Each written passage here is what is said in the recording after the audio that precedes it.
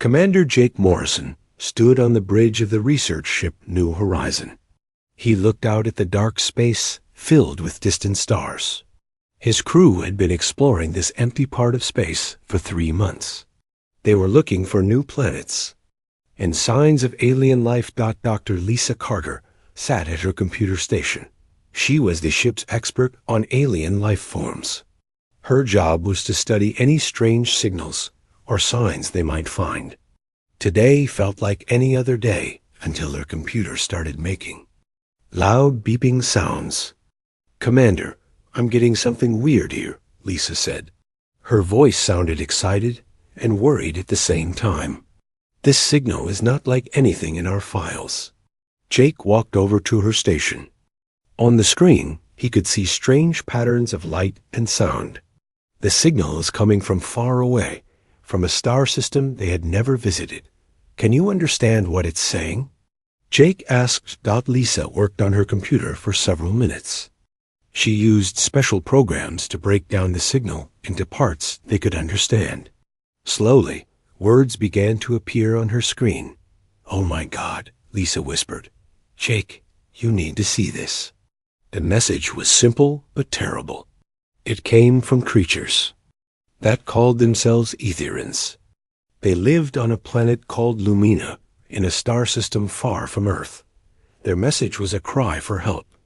The Etherians were dying. Another alien race called the Devourers had attacked their world. The message said the Devourers were like hungry monsters that ate everything. They destroyed planets and killed everyone living on them. "We do not know how to fight," the message said. "We have never learned war.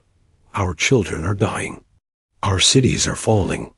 If there are any people among the stars who know how to battle, please help us. We are running out of time." Jake felt his heart beat faster. He had been a soldier before becoming a space explorer. He knew what war looked like. These Aetherians sounded like peaceful people who had never hurt anyone. "How far away are they?" Jake asked. "About 2 weeks' travel at top speed," Lisa replied. "But Jake, we're just a research ship." "We don't have weapons or soldiers." Jake nodded. He knew she was right, but he also knew what he had to do. He walked to the communication station and opened a channel to Earth. "This is Commander Morrison calling Earth Defense Command. I need to speak with Admiral Helen Brooks right away. This is urgent." It took several minutes for the signal to reach Earth and come back. When Admiral Brooks appeared on the screen, she looked serious. She was an older woman with gray hair and sharp eyes. She had been fighting Earth's wars for 30 years. "What's the situation, Morrison?" she asked. Jake played the alien message for her.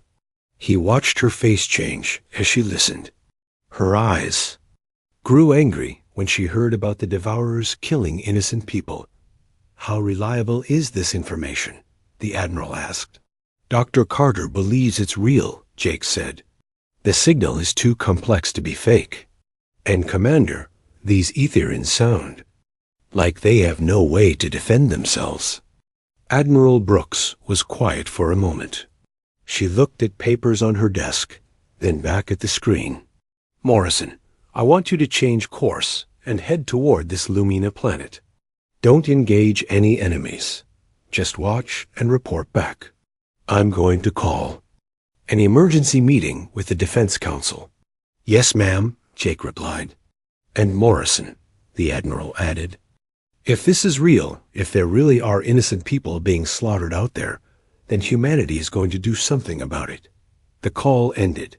Jake turned to his crew. They had all heard the conversation. Their faces showed the same mix of fear and determination that Jake felt. "Set course for the Kepler 442 system," Jake ordered. "Maximum speed." As the New Horizon turned toward the distant star system, Jake thought about what they might find there. He had seen war on Earth. He had watched good people die fighting bad people. But this was different.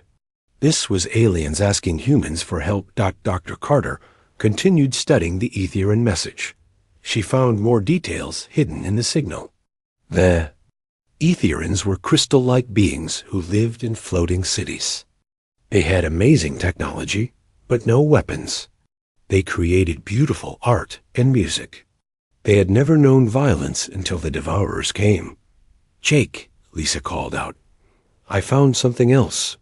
The Etherians say the Devourers have already destroyed 12 planets. They're not just attacking Lumina. They're moving through space like a plague, eating everything in their path." Jake felt cold. If these Devourers were not stopped, they would keep killing. They might even find Earth someday. "How long until we reach their system?" he asked. 13 days at current speed, replied his pilot, Lieutenant Sam Davis. Jake looked out at the stars again. Somewhere out there, innocent people were fighting for their lives against monsters they couldn't defeat. But help was coming. Humans were coming. And humans knew how to fight. Back on Earth, Admiral Brooks was already making calls. She contacted generals and ship commanders around the world. For the first time in history, Earth was going to war to save aliens. The message from the Etherians had started something that would change the galaxy forever. Humanity was about to show the universe what Deathworlders could do when peaceful people called for help. Admiral Helen Brooks stood in the big meeting room at Earth Defense Command. Around the table sat the most important military leaders from every country on Earth. The room was filled with tension and urgent whispers. "Ladies and gentlemen, Admiral," Brooks began, "we have a situation unlike anything humanity has ever faced. Aliens are asking for our help." She played the Etherian message for everyone in the room.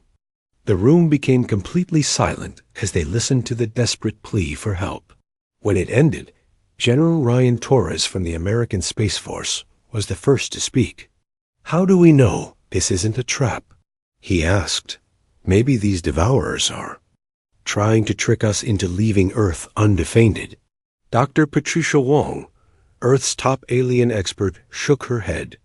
"I've studied the signal data. The mathematics and language patterns are too complex to fake. This is real." Admiral Brooks put a star map on the big screen. Red dots showed where Devourer attacks had happened. The pattern was clear. They were moving through space, destroying everything in their path. "If we don't stop them out there," she said, "they might find Earth eventually. This is not just about helping aliens. This is about protecting our future." "General," Torres nodded slowly, "what kind of force are we talking about?" "The largest fleet humanity has ever assembled," Admiral Brooks replied. "Every space-capable ship, every trained soldier, every weapon we have." Over the next 3 days, Earth became a hive of activity. Ships from around the world gathered in orbit. The massive battleship Retribution became the flagship with General Torres in command. Captain Nina Rodriguez led the Special Forces Division with her best soldiers. Sergeant Alex Murphy checked his weapon for the 10th time. He was a veteran of the Mars Colonies War and had never lost a battle. Next to him, Corporal Danny Wright cleaned his rifle. Private Katie Bell, the youngest member of their team, looked nervous but determined. "You scared, Bell?" Murphy asked, with a grin. "No, Sergeant," she replied. "Just thinking about fighting monsters I've never seen before." "Monsters bleed just like everything else," Murphy said. "And if they bleed, we can kill them." Captain Rodriguez gathered her troops in the ship's main bay. Hundreds of soldiers stood at attention, representing the best fighters from every nation on Earth. "Soldiers," she began, "we're going to fight an enemy that has never lost a battle. They've destroyed entire planets. They think they can't be stopped." She paused and looked at each face in the crowd. "They've never fought humans before. They don't know what we're capable of. We're going to show them what happens when you threaten innocent people. We're going to show them what Deathworlders can do." The soldiers cheered loudly. Their voices echoed through the ship. Meanwhile, Commander Jake Morrison and the New Horizon had reached the edge of Etherian space. What they saw made them sick to their stomachs. 3 planets that used to be green and beautiful were now gray and lifeless. The Devourers had stripped them completely bare. "My God," Dr. Lisa Carter whispered. "They really do eat everything." Jake opened communication channels, trying to contact any surviving Etherians. After hours of searching, a weak signal came through. "This is HFY of the Etherian Science Council," a voice said. The words were musical and sad. "Are you the humans who received our call for help?" "Yes," Jake replied. "We're here. Where are you?" "I am on Lumina, our last remaining world. The Devourers will reach us in 6 days. Our people are hiding in the deep cities, but we cannot hide forever." Jake felt his heart sink. 6 days. The human fleet was still a week away. "HFY, can you tell us about the Devourers? How do they fight? What are their weapons?" The alien's voice became even sadder. "They are like giant insects, but made of metal and flesh together. Their ships are alive, growing and changing. They do not use weapons like you might think. They simply consume everything. They tear apart our cities with their bare claws and teeth." Dr. Carter leaned toward the communication device. "HFY, this is Dr. Carter. Can you tell us about your people? We want to help, but we need to understand you." "We are beings of crystal and light," HFY explained. "We create music and art. We build with harmony, not conflict. We have tools that can move mountains and change the color of stars, but we have never made anything designed to hurt another living being." Jake shook his head in amazement. These Etherians had incredible technology, but they had never even thought about making weapons. "Help is coming," Jake told him. "The largest human military force ever assembled is on its way. Hold on for 6 more days." Back with the human fleet, Intelligence Officer Lieutenant Ben Parker was studying everything they could learn about the Devourers.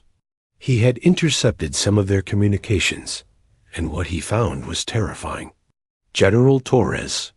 He reported, "The Devourers don't see other species as people. To them, we're all just food and raw materials. They've been doing this for thousands of years, moving from galaxy to galaxy." "How many ships do they have?" General Torres asked. "At least 300 bioships in the main fleet. Each one is the size of a city. And sir, they're not just machines. The ships are actually alive. They can heal damage and adapt to new threats." Captain Mike Stone, commander of the battlecruiser Vengeance, studied the tactical data. "General, we've never fought anything like this before. Our weapons are designed to fight human ships with metal hulls and computer systems." "Then we'll adapt," General Torres replied. "Humans are good at adapting. It's how we survived on Earth."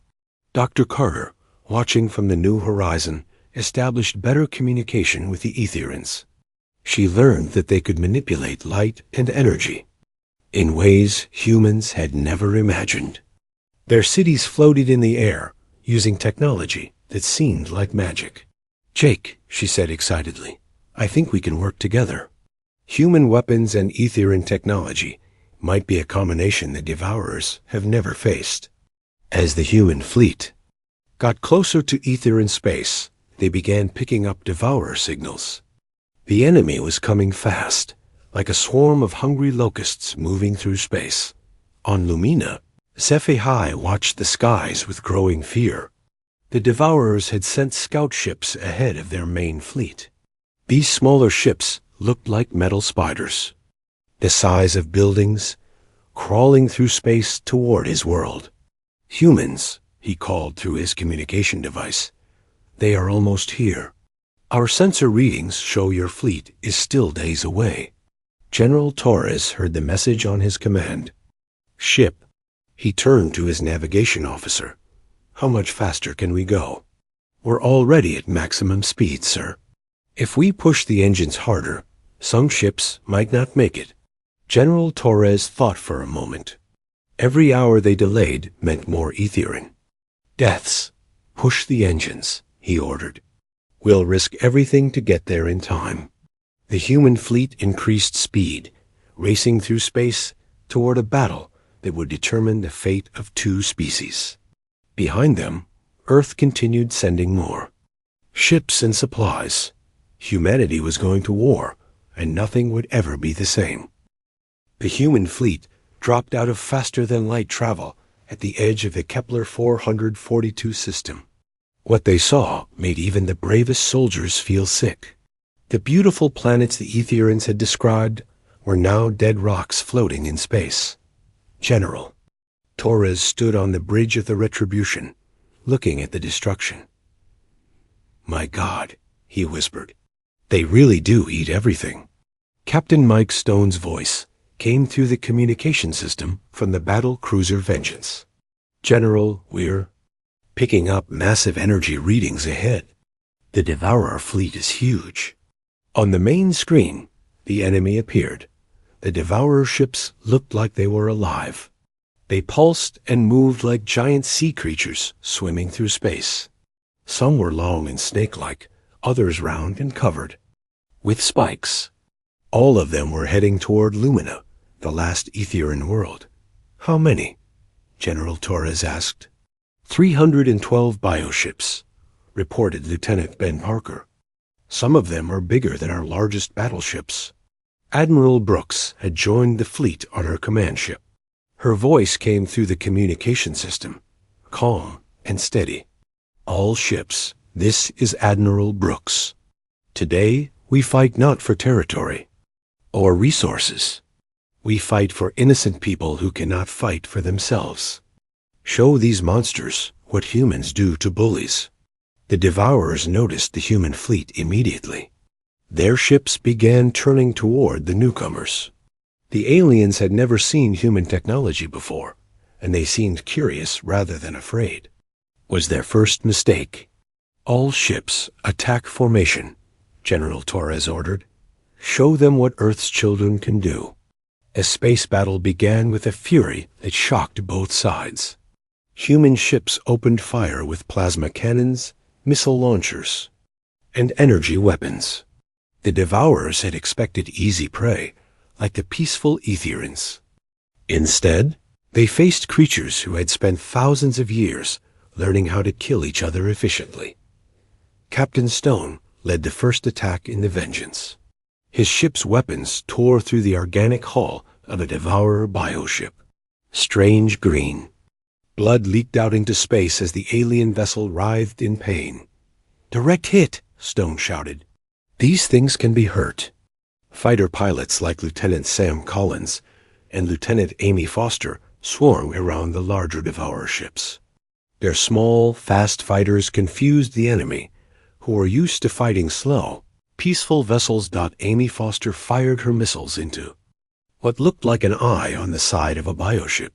The explosion sent the creature spinning away, its organic hull cracked and bleeding. These bugs don't know how to handle real fighters, she called out over the radio. But the Devourers were not helpless. They fought back with weapons that were part of their living ships. Acid sprayed from their hulls, trying to dissolve human vessels. Tentacles reached out to grab smaller ships and crush them. The human cruiser Liberty took a direct hit from a bioship's acid attack. The acid ate through the hull, killing 12 sailors. But the ship kept fighting, its crew working to repair the damage while still firing their weapons. Captain Nina Rodriguez watched the space battle from her transport ship. Her job was to get ground forces to the surface of Lumina to protect the remaining Aetherians. But first, the fleet had to break through the Devourer blockade. Sergeant Murphy, get your team ready, she ordered. We're going in hot. Sergeant Alex Murphy checked his weapons one more time. Next to him, Corporal Danny Wright and Private Katie Bell prepared for their first alien battle. Remember, Murphy told his soldiers, these things have been killing innocent people for thousands of years. They think we're just another peaceful species they can push around. Let's show them how wrong they are. The transport ships pushed through the space battle, dodging alien fire and debris. Several transports were destroyed by Devourer attacks, but most made it through to Lumina's atmosphere. On the planet's surface, HFY and the surviving Etherians watched from their underground cities as the humans landed. The sight of armed soldiers in combat gear was both frightening and hopeful for the peaceful aliens. Captain Rodriguez led the first wave of troops out of the landing ships.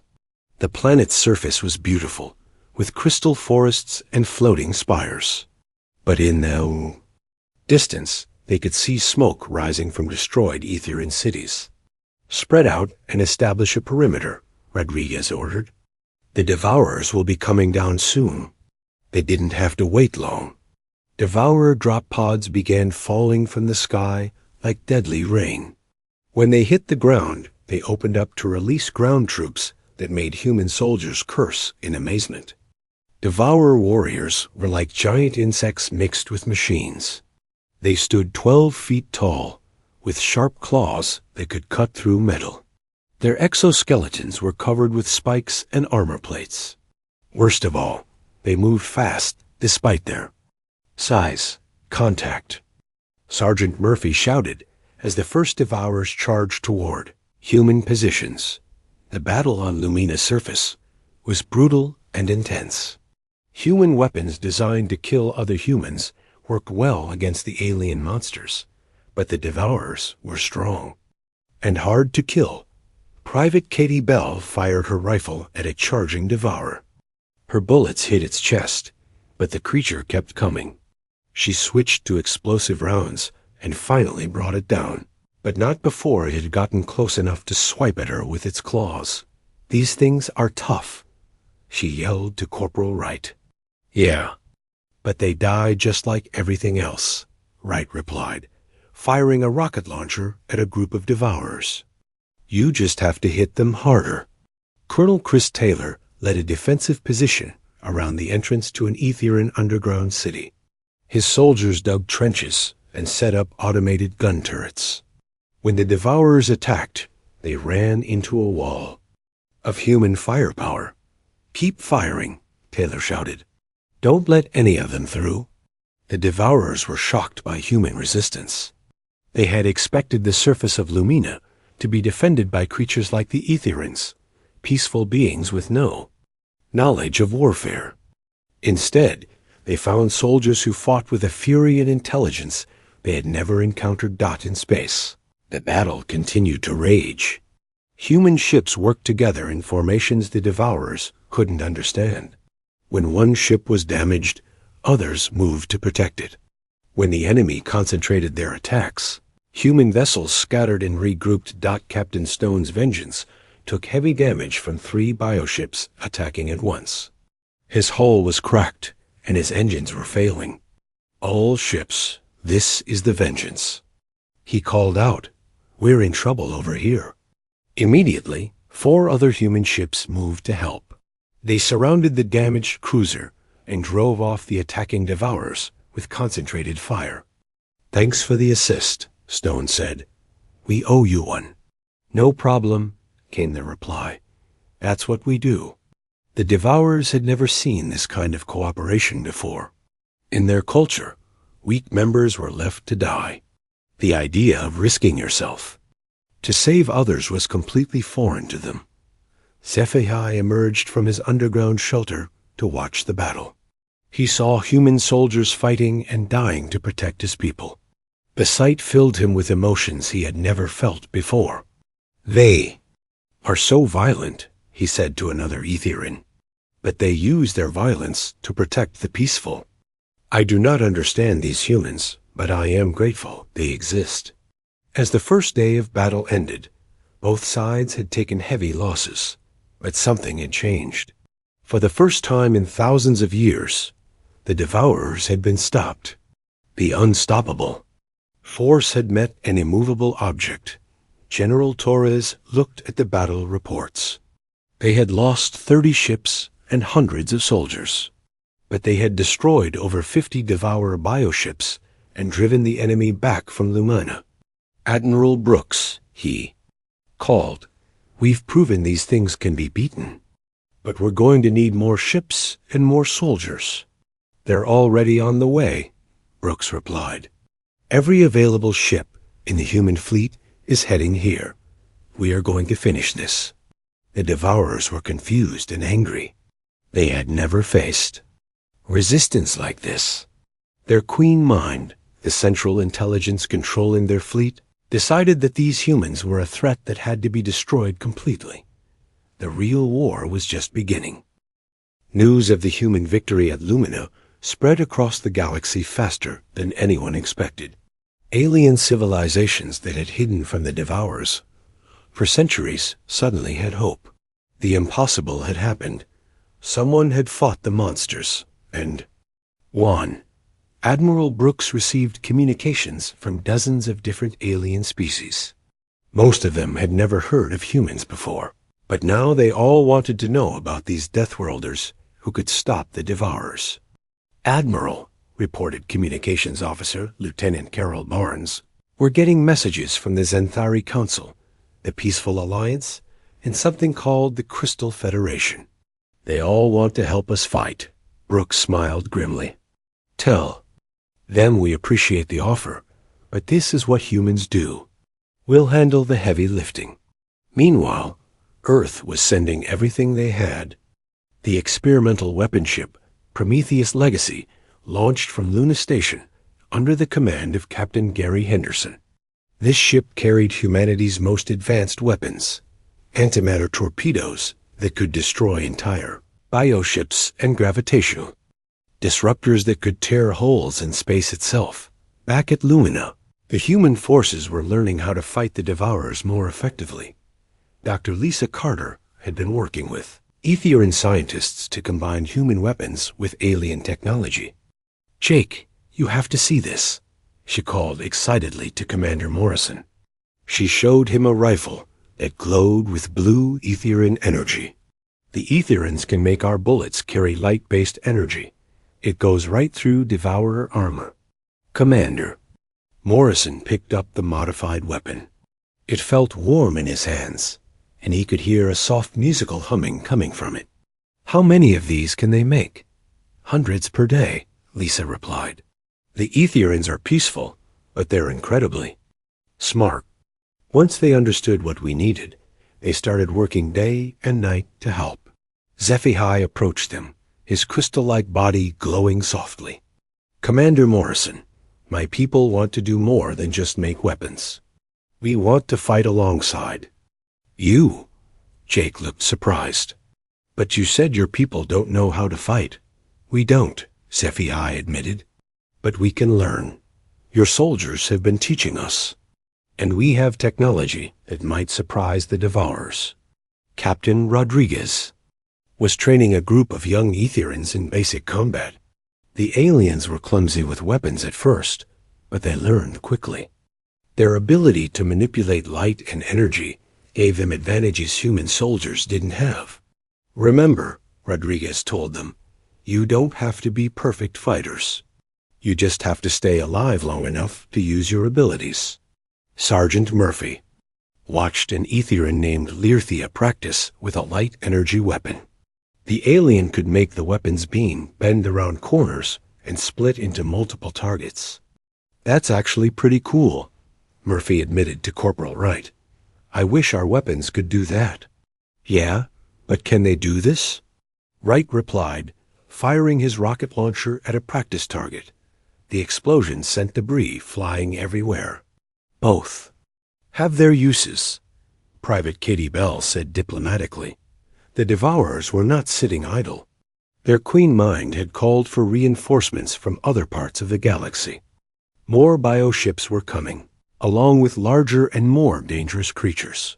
Lieutenant Ben Parker intercepted Devourer communications that made his blood run cold. "General Torres, they're bringing something called Planet Eaters.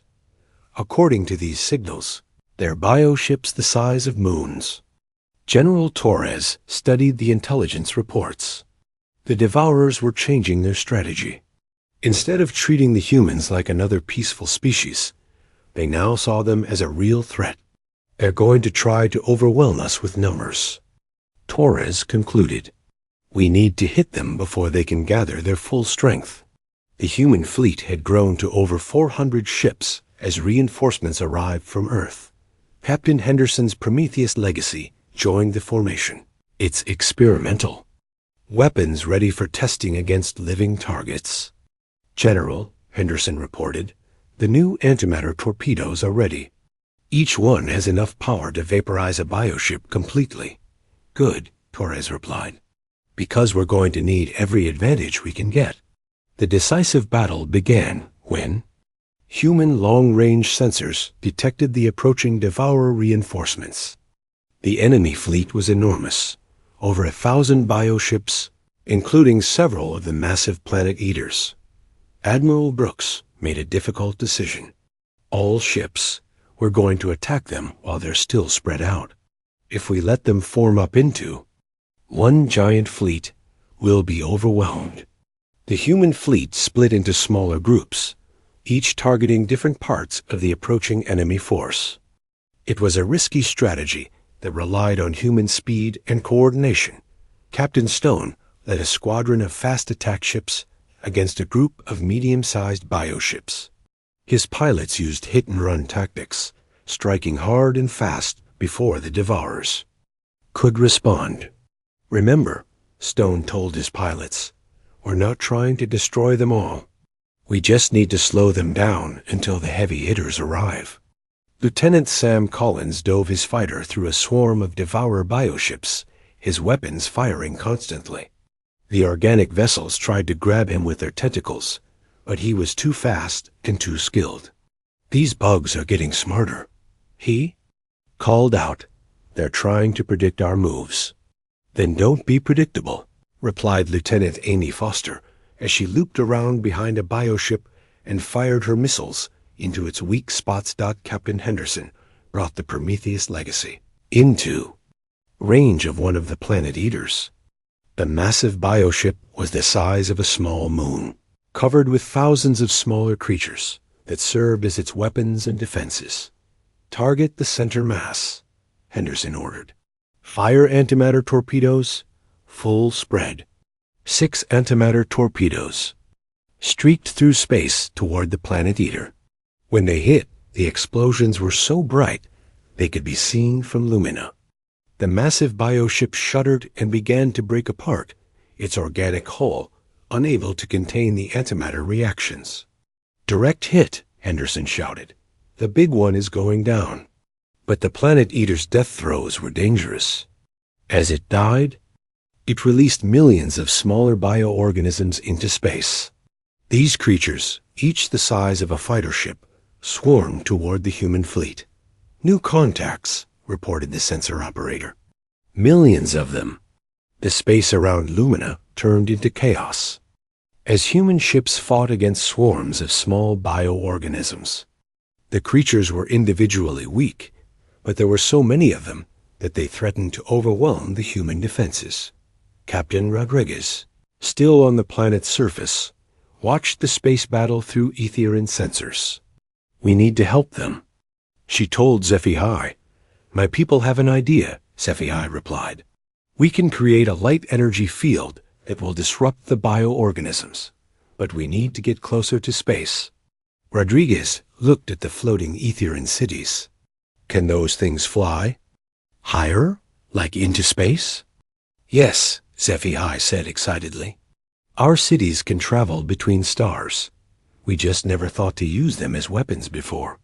Within hours, 3 Etherian floating cities rose from Lumina's surface toward the space battle. The cities glowed with beautiful crystalline light, their peaceful architecture a stark contrast to the violence around them. When the cities reached the edge of space, they began to glow brighter. Beams of pure light energy shot out from them, striking the swarms of bioorganisms. The creatures dissolved instantly when touched by the Etherian energy. "My God," whispered General Torres, "they're clearing the field." The combined human and Aetherian attack broke the back of the Devourer assault. The surviving bioships began to retreat, but the humans weren't finished with them yet. All ships pursue and destroy, Admiral Brooks ordered. Don't let any of them escape to bring reinforcements. The battle that followed was unlike anything in galactic history. Human ships chased fleeing Devourers through 3 star systems, hunting down every bioship they could find. The creatures that had terrorized the galaxy for thousands of years were finally experiencing what it felt like to be prey. Captain Rodriguez stood with HFY on the bridge of a floating Aetherian city, watching human fighters destroy the last of the Devourer scouts. "Your people are terrifying," HFY said, quietly, "but I am glad you are on our side." "We're not terrifying," Rodriguez replied. "We're just very good at protecting our friends." The victory at Lumina was complete, but everyone knew it wasn't over. The Devourers had a home base somewhere in the galaxy, and as long as their queen mind survived, they would keep coming.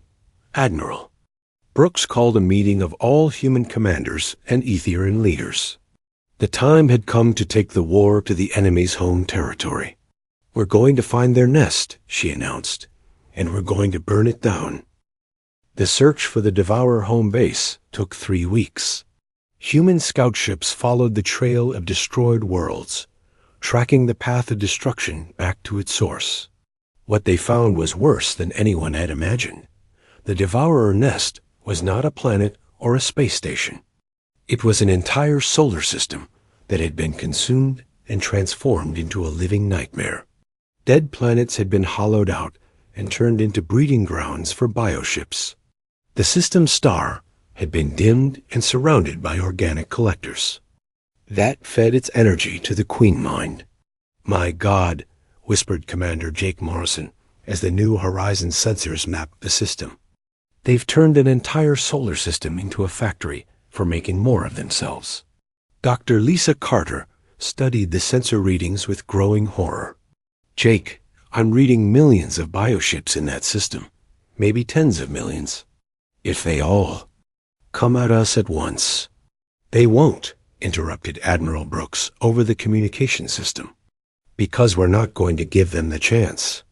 The largest fleet in human history had assembled for this final battle. Over 800 ships from Earth, plus 50 Aetherian floating cities that had volunteered to fight. The peaceful crystal. Beings had learned the hard way that sometimes violence was necessary to protect innocent life. General Torres stood on the bridge of the Retribution, looking at the tactical display. The Devourer system was like a fortress, with layers of defenses protecting the central Queen Mind. "Captain Rodriguez, are your teams ready for the infiltration mission?" He asked. Captain Nina Rodriguez checked her equipment one more time. She would be leading a small team deep into the heart of the Devourer system to destroy the Queen Mind while the main fleet kept the bioships busy. "Ready as we'll ever be, General," she replied. "Sergeant Murphy, Corporal Wright, Private Bell, and our Aetherian guide HFY are all prepared." HFY had insisted on joining the mission despite the danger. "The Queen Mind has killed billions of my people across the galaxy," he had said. "I want to be there when it dies." The attack began at dawn on Earth time, though there was no real day or night in the darkness of space.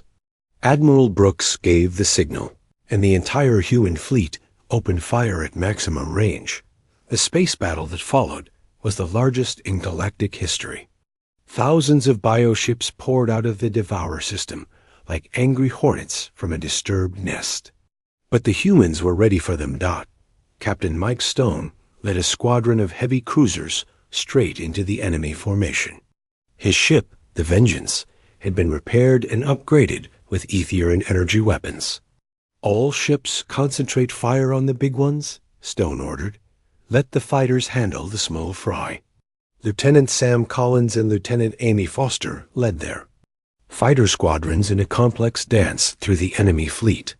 The Devourer bioships were larger and more numerous than before, but the human pilots had learned their weaknesses.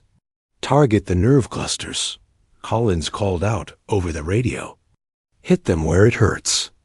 Foster dove her fighter between two massive bioships, firing her missiles at the glowing spots that Dr. Carter had identified as control centers. The creatures writhed in pain as their nervous systems were damaged. Meanwhile, Captain Rodriguez's infiltration team approached the Queen Mind's bioship in a stealth transport. The massive vessel was the size of a large city, pulsing with evil intelligence at the center of the Devourer system. There, HFY pointed to a section of the bioship's hull. That opening leads to the neural pathways. If we can get inside, there I can guide us to the Queen Mind's core. Sergeant Murphy studied the approach route. Enemy defenses were thick around the bioship, but the main fleet was keeping most of the Devourers busy. We've got one shot at this, Murphy told his team. Once we're inside, there's no going back. The stealth transport slipped through the battle and attached itself to the Queen Mind's hull. Rodriguez's team cut their way inside, entering a nightmare of living corridors that pulsed like the inside of a giant heart. This place makes me sick, muttered Corporal Wright, as they moved through passages made of organic material. Stay focused, Rodriguez ordered. We have a job to do. The corridors were defended by Devourer warriors, but these were different from the ones they had fought before. These creatures were part of the ship itself, connected to the Queen Mind's consciousness. Private Katie Bell fired her modified weapon at a defender that dropped from the ceiling. The Aetherian energy beam cut through its armor like it was made of paper. The energy weapons work even better here, she reported. It's like the whole ship is vulnerable to Aetherian technology. HFY led them deeper into the bioship, following pathways that glowed with neural activity. The Queen Mind is trying to understand us, he explained. It has never encountered beings that fight for others instead of themselves. They fought through miles of living ship interior while the space battle raged outside.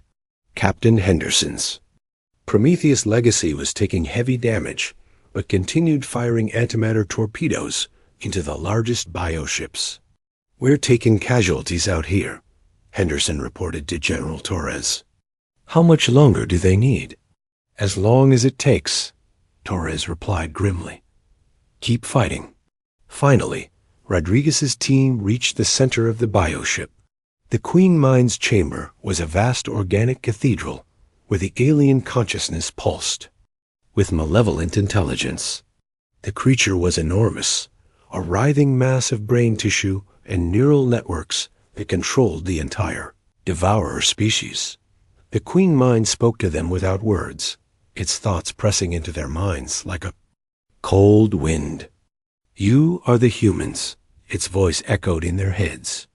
You fight for creatures you do not even know. This is inefficient. Join us and we will spare your world. Sergeant Murphy raised his weapon toward the pulsing center of the creature. We don't negotiate with monsters who eat innocent people.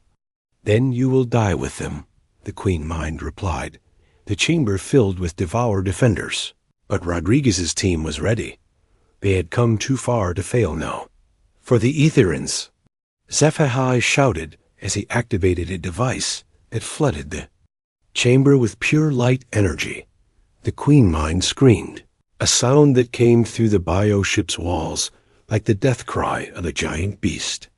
Its defenses were designed to handle physical attacks, not the harmonic energy that Aetherians used. Murphy and Wright fired everything they had into the creature's core, while Bell and Rodriguez held off the remaining defenders. The Queen Mind's massive form began to convulse and break apart.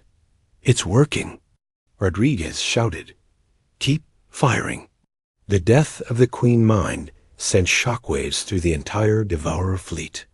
Bioships that had been coordinated and deadly suddenly became confused and disorganized.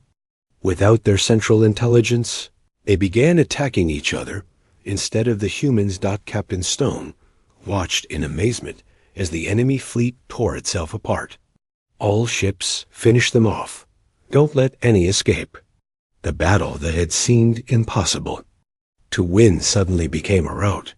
Human ships and Etherian cities worked together to destroy the remaining bioships.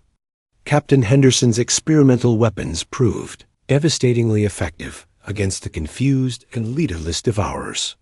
Within hours, the threat that had terrorized the galaxy for thousands of years was ended.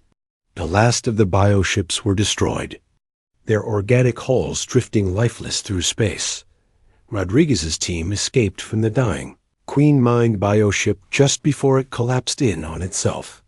They were picked up by a rescue ship and brought back to the fleet as heroes. Admiral Brooks addressed the combined human and Etherian forces. Today, two species that had never met before worked together to defeat an ancient evil. This is what we can accomplish when good people stand together against those who would harm the innocent. The victory celebration was brief but heartfelt. Human soldiers and Etherian crystal beings shared food and stories, forming friendships that would last for generations. HFY found Commander Morrison on the observation deck of the New Horizon. "Your species is remarkable," the alien said. "You came to help people you had never seen, fought creatures you had never faced, and asked for nothing in return." Morrison looked out at the remains of the Devourer system. "That's what good people do, HFY. They help each other. Other species in the galaxy are already sending messages," HFY continued. "They want to establish relations with humanity. They call you the guardian species, the ones who protect the peaceful." Morrison smiled. "I guess we can live with that title." The return journey to Earth took several weeks. During that time, delegations from dozens of alien civilizations met with the human fleet.